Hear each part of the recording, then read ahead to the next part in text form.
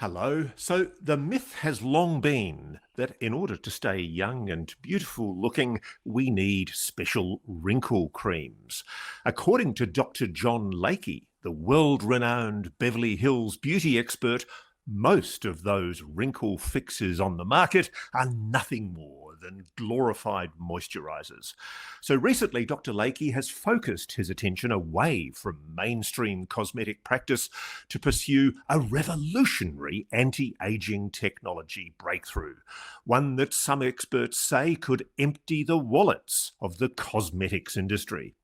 His personal clients have dubbed his new do-it-yourself technique the age rewinder method, because it can take years or even decades off your appearance in under 2 minutes. I could do with some of this stuff.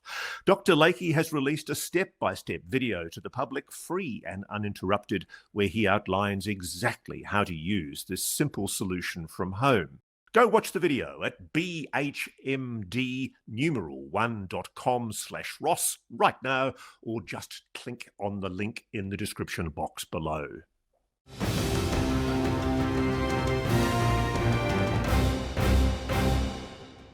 G'day and welcome to our weekly question and answer with Aleksandra Bush. G'day, Alex. Let's fire away and try and answer some of these mounting piles of viewer questions. Absolutely. I want to start with something that your production team here with Reality Check has been talking about, and it's this mysterious Mars Tic Tac image. Oh, I know the image was taken back in 2020, but somebody recently uncovered it and has been talking about it online. What are your thoughts? well, this is a great example of the need for transparency and accountability because, frankly, the only way we can verify if this is an anomalous object is by getting NASA to sit down and tell us the full story. Because, as I understand it, the explanation that's been offered by the officialdom is that this is merely just a shaped piece of rock that happens to look like a tic tac. I've seen other explanations, though, that have suggested that later photographs from the Mars Explorer mission don't show that same tic tac shaped object there. And frankly, it's very difficult because one of the problems you have is a lot of the stuff that goes up on social media these days is polished using AI. And it does appear that the object that we're talking about, which is a tic tac, very small elliptical tic tac shaped object, apparently hovering above, near, or attached to some Mars rocks, it looks like it's quite shiny. And in the original photograph that I've seen, it doesn't have anywhere near that level of patina, that level of shine. So there's always the accusation or the suspicion that there's been some artifact that's been generated by the artificial intelligence that's done the assessment of the object to enhance it in some way. Look, I actually do believe that NASA is on occasion suppressing photographs because I've seen it for myself. I've told this story before, but I might as well tell it again. I was at the Marshall Space Center in Huntsville, and that was in May last year when I was giving my address in Huntsville to the Scientific Coalition for the Study of UAPs. And I was being given a VIP tour around the Space Center by a very senior person in the Space Center. And while we were in the main control room with big console TVs showing the feed back from the space station, I noticed probably, I don't know, 8 to a dozen egg-shaped, tic-tac-shaped objects moving left across screen from the right. And they were coming from behind the space station, looking out towards outer space. And as we were watching, I said to the director of the Space Center who was showing us around, I said, look, is that Starlink satellites? Is there some Starlink launch that's just happened? And he looked and he went, no. Then he looked across to the console chief and she turned a switch and all of a sudden the feed came up saying, transmission to the space station has been temporarily interrupted. Now, I wouldn't have believed that unless I'd seen it. And I never got an adequate explanation for what I and 2 other people with me saw that day. It did look like there were anomalous objects moving right to left across screen, looking out towards outer space from the space station. And we never got an adequate explanation. Now, I'm sure the skeptics would say these were ice crystals or some kind of dispellation from the space station itself. We just don't know. But what NASA needs to do is start providing more explanations of some of these photographs, because otherwise you're going to generate conspiracy theories like this, that NASA is indeed hiding stuff. And as we know, I think her name's Donna Hare, there's allegations that have been made by people who have indubitably worked for NASA that there has been tinkering with photographs that have been, before they are being released to the public, interesting objects are being painted out of them. I think if NASA wants to be accountable, if it wants to be transparent, it has to be seen to be open about what's actually happening. And that includes the Mars Observer mission. We have a viewer question. Rhonda has emailed us. She said she was happy yet surprised to see 60 Minutes did a show about drones. We do know they had an interview with someone named Jonathan Butner, which you actually already spoke to about a year ago. Rhonda would like to know, what you thought of the episode and if you think it moved the needle. It was great to see 60 Minutes giving our story on Jonathan Butner a push along a year after we first broke it on Reality Check. That's right, guys. If you watch Reality Check, you're a year ahead of 60 Minutes, which finally ran with the story and completely failed to attribute to us, of course, that we'd broken the story in the first place. John Butner, for those who don't remember, was a guy who came on our program and revealed that he had a house opposite Langley Air Force Base across the water, and he was filming anomalous objects, which the military choose to call drones, and he gained quite extraordinary video of these objects moving over the Langley Air Force Base with obvious impunity over many nights. And John went on 60 Minutes and was interviewed for the purposes of that show last weekend. And I thought the 60 Minutes story was good to the extent that it included comments from General Van Herk and General Mike Kelly, two very senior US Air Force generals, I think both former US Air Force generals, who basically admitted that what the FAA has been quoted by the White House as saying, that these objects are FAA authorized drones, makes absolutely no sense. If they are FAA authorized drones, as Caroline Leavitt, the White House spokeswoman, asserted a few weeks ago, then why did General Van Herk categorically state that they still were mystified at the Pentagon about what these objects are? Like, who's telling the truth? Somebody, frankly, is lying. And I'll say that again. Somebody is lying in the Department of Defense about the truth of what's going on with these drones. We now have, and this is something that I was disappointed, by the way, didn't go into the 60 Minutes story. There was an opportunity there for the producer and the reporter to develop the story and to take it further and say, look, the White House spokeswoman has actually said that these are FAA authorized drones. And this was an opportunity for one of the most prestigious masthead public affairs programs in the United States to get a definitive answer on the record and to be seen to be doing what journalists are meant to do, which is to be skeptical and ask questions. And in this case, they completely failed. They didn't ask questions. All they did was run interviews that apparently they recorded in December last year. And they could have followed up. They had an opportunity to follow up.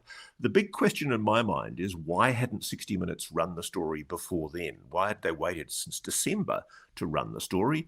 And why are the comments from General Van Herk and General Kelly being so comprehensively ignored by the rest of the media? Because on the record, we now have two very senior officials from the US Air Force admitting we do not know. The Pentagon is mystified, end quote, by what these objects are. That what the White House have told the public is a lie. There's no other way to put it. It's a lie. How can the FAA have authorized these drones if the Defense Department and the intelligence community admit to people like General Van Herk that they have no idea what these objects are? Why isn't that a story? For the life of me, do not know. I sometimes wonder if the media is on Mogadon. I don't know what they're doing these days. Why aren't the White House press corps picking up on this issue and asking questions? Why, when the wonderful Ms. Levitt, who's quite an amusing press secretary, by the way, why, when she dropped that line at the end of a press conference, why didn't somebody from the media stand up and say, hey, wait a moment? How can you possibly say that after months and months and months of drone incursions over air bases? How can you possibly just explain this away, that the FAA has authorized these drones for research purposes? Whose research? So some people are suggesting to me that this might be some secret CIA program and that these drones are being operated by the CIA or some other intelligence agency. Now, I was being told, by the way, by people that these were foreign adversary drones, and I always thought that was complete nonsense. And it's since come to pass that there is no evidence at all that these are foreign adversary drones, that they're not Russian, they're not Chinese. The provenance, the source, the origin of these supposed drones is not known to anyone. By any definition, Alex, that is a national security nightmare.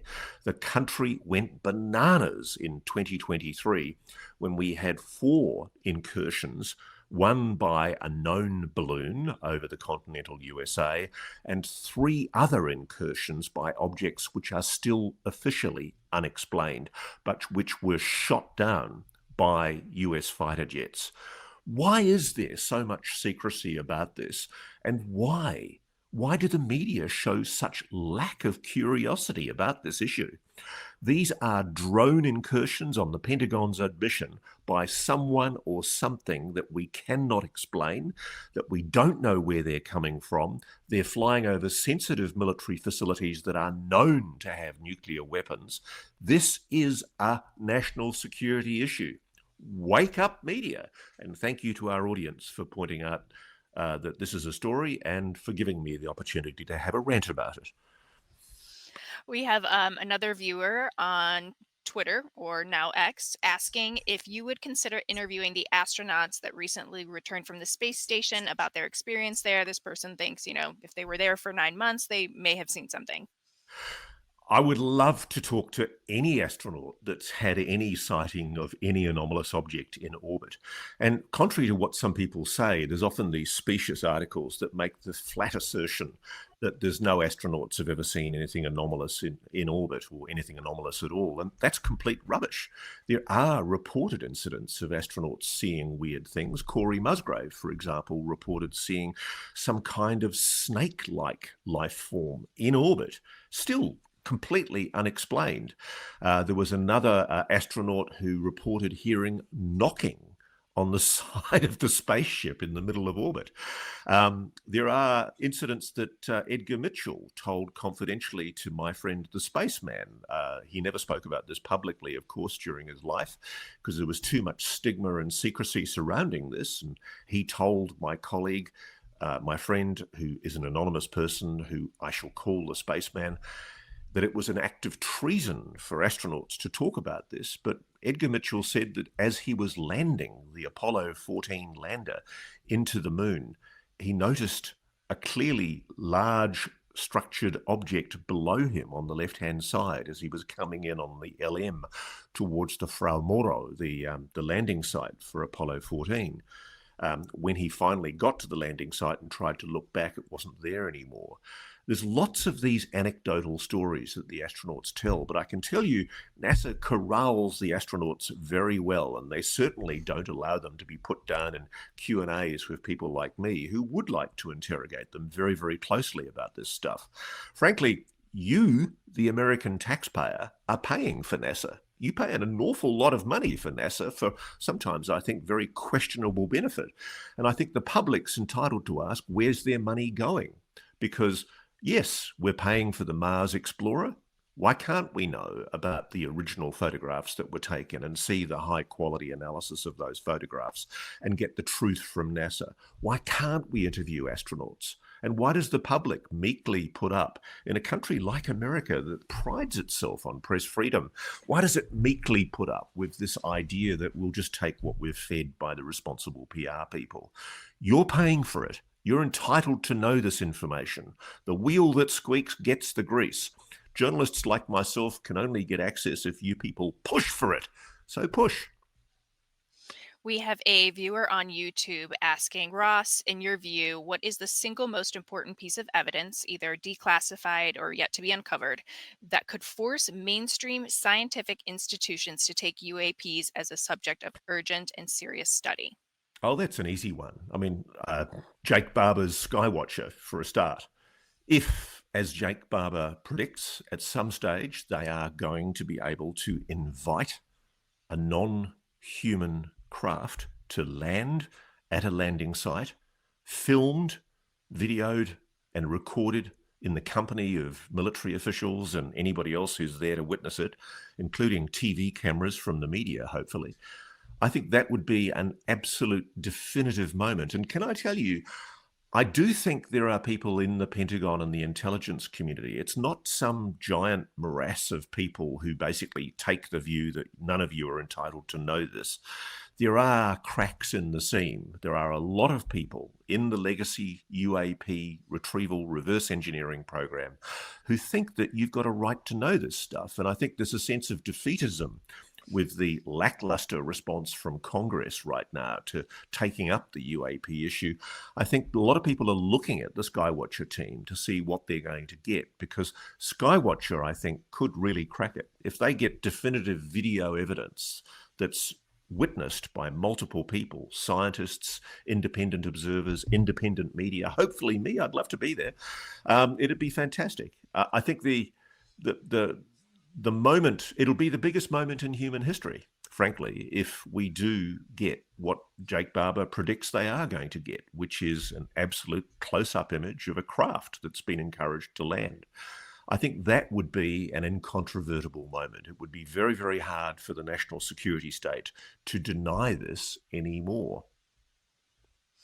Chris from X asked, do you think the documentary Age of Disclosure will move the ball forward? Well, I haven't seen it yet. I'm dying to see it. I've had descriptions of it from multiple people. Certainly, I think the Age of Disclosure will play a role in moving the needle, certainly in raising public awareness, especially if Dan Farrar, the producer of the film, gets cinematic release. At the moment, what we're hearing is that it'll probably be released to a streaming network sometime later this year. And I know Dan, and I wish him the very best, is trying to get cinematic release in select theatres so that the public can see it on a big screen. I'm told by people who've seen it that it's a very important film, but I'll be honest with you, I don't think from what I've heard so far, there's a lot that's new. I think the most profound revelation is that Jay Stratton, the former head of the UAP task force, is quoted correctly when he says in the promotional stings that we saw prior that he has seen alien bodies and NHI craft. That's quite a momentous admission by a guy who was running the UAP task force. He also said some pretty cryptic things in the Q's and A's afterwards, and I'm really looking forward to Jay Stratton's forthcoming book and hoping to get an interview with him at some stage on Reality Check. I'd love to hear more. Certainly, there are people in the Age of Disclosure documentary who have never spoken publicly before. But look, a lot hangs, frankly, on what Congress does with this, because right now, apart from the laudable, impressive members of the UAP caucus, so-called, who are primarily, of course, in the House, and they're not senior congressional representatives, there's not a lot of people in Congress who are prepared to run with the UAP issue because, frankly, they've been bought off by the entire military and intelligence groups that basically want this issue to continue to be suppressed. And so Age of Disclosure will only get momentum if the national media, if the public, and if Congress decide to allow it to. And at the moment, there is a stagnation, there's an inertia with any willingness to take this issue on. I do notice there's a smattering of articles that have appeared in the popular press. I was reading one in the Houston Chronicle this morning, and there's another one in the Daily Beast. Two publications that wouldn't normally go within cooee of the UAP issue are actually giving credit to the Age of Disclosure documentary for essentially raising public awareness of this issue. And they are actually starting to ask questions about why senior politicians, especially somebody like Secretary of State Marco Rubio, are taking this issue so seriously. I don't know what it's going to take, Alex, for the media, the mainstream legacy media, to wake up from their UAP stupor. But whatever the drugs are that the dastardly men in black have given them, I think they're still fast asleep and still completely and utterly deluded. I've got no idea why so much of the national media is asleep at the wheel on this issue, but they really do need a kick up the bottom. Speaking of that, John has emailed us. He asked, do you think the Trump administration may be holding off on any type of UAP disclosure to the public until after Steven Spielberg's movie, also going to be titled Disclosure, comes out in the summer of 2026? This person seems to think that maybe Spielberg has access to some type of historical footage that might be, played out in the movie. I don't think it's got anything to do with Steven Spielberg's movie. I think the reason why Donald Trump seems to be not engaging on the UAP issue at the moment is because he's so distracted by everything else. And I'm not just saying that speculatively, I'm saying that because I've been asking quite closely people in the administration, trying to find out why Donald Trump hasn't followed up on the promises that he's made to get the UAP files made more public. He's done absolutely nothing. He's failed to honour the promise that he, the president, when he was in the campaign, he made promises that he would get these issues investigated and he'd come back to us with information. In fact, he hasn't even issued an executive order on UAPs, whereas he has issued an executive order on JFK, MLK, Epstein, and all the other ones that he once opened. So why has the president gone soft and slow on UAPs? Has he been bought off by the intelligence community? What have they got on him to stop him from talking about it? Frankly, I don't know. I hope it's not compromise. I do sincerely hope that at some stage the new president is going to start asking questions about UAPs. He has senior people in his administration, Secretary of State Marco Rubio, Tulsi Gabbard, the DNI, Nash Patel in the FBI. All of these people in the past have expressed strong opinions on the UAP subject, as has President Trump himself. They have a responsibility, and indeed they've got the power now just to ask and demand that the public be told the truth. Are we going to continue to be lied to by this new administration on what is probably the biggest story in human history? I sure hope not. But I don't think it's got anything to do with the Steven Spielberg movie because, frankly, I think it's got a lot to do with the fact that President Trump is so distracted at the moment by everything else on his plate. He's got the economy, he's got Ukraine, he's got the Middle East. I think he's got more than enough to keep him busy.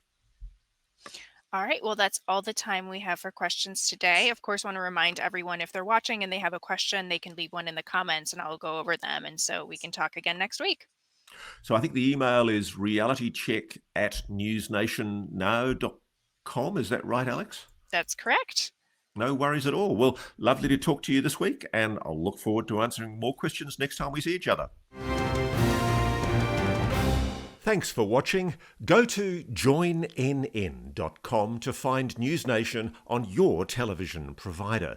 And please don't forget to click that red subscribe button to ensure you get more of NewsNation's unbiased and fact-driven news coverage.